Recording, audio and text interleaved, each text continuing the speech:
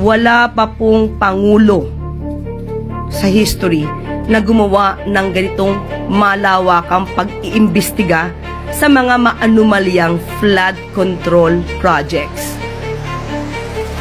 Kahit natamaan ang kanyang administrasyon, matapang ang Pangulong Marcos Jr. na ito ay paimbestigahan.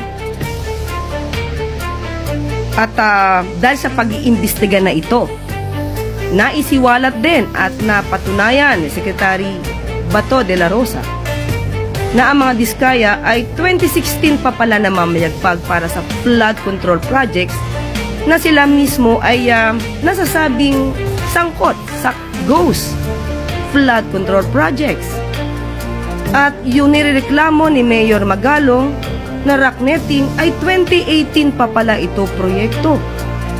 At yung nireklamo kay Pangulo na binisita sa Bulacan ay 2021 pa pala ito nagawa.